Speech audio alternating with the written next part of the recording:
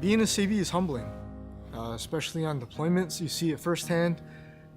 Going to third world countries, there's elementary schools that are really deteriorated with weather.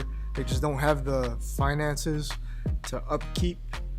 And there's children that are playing in mud, knee deep in the mud. It's difficult for them to learn.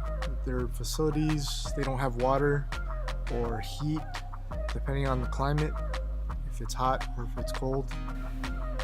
And then we arrive back here in the States where we see children in school, and there's definitely a day and night. When we were in Ethiopia, we renovated a auditorium for a school. The previous battalion that was there before us had pretty much conducted a lot of the demolition. When we got there, we replaced the majority of the tile, which was stone or quarry tile.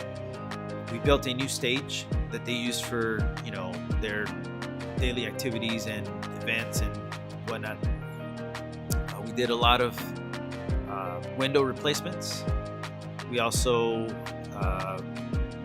placed a lot of stucco for the majority of the building.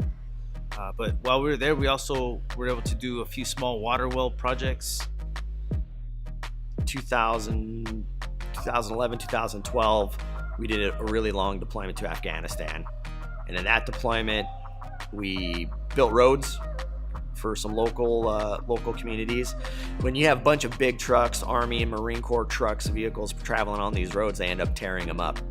So you'll have huge divots. So the locals and their carts or these little cars were getting stuck in just huge holes that our trucks can go through because we have big tires, but we were basically ruining the roads to a point. So myself and a couple of my guys went out with some equipment and an escort, and we kind of refurbished their roads to the best of our abilities.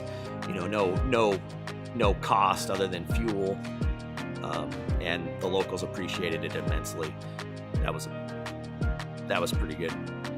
We always work with local nationals. We have people who don't speak English who come in who might be a plumber because they say they're a plumber, and like, hey, I can fix your pipes for you, and they come in. Or we get kids coming in helping us do concrete, or we get just humanitarian projects. But we don't really take it as a job. We take it as an experience to teach and learn from the local cultures. These guys and gals come in, and we can actually give them better tools for their toolbox to use. We can teach them new methods that we use to make jobs easier. So seeing them smile, taking pictures that are gonna last a lifetime, teaching them a job skill that they can probably go out in town and make more money on later, that's probably the most rewarding experience.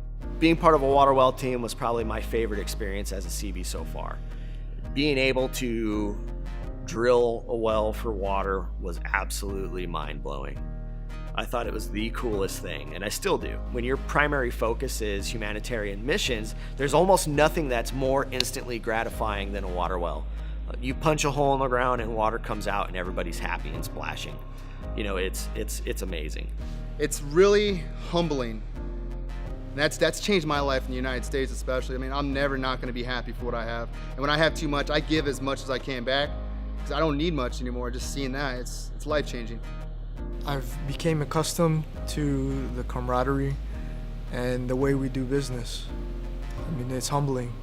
We're really for our service to other people and to improve quality of life for others.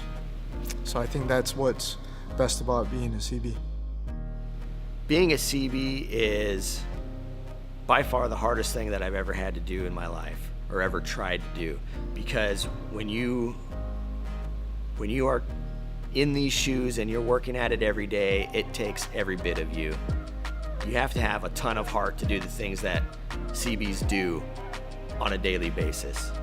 We will go to the absolute worst places in the world to try to make something better for somebody else. We get nothing out of it.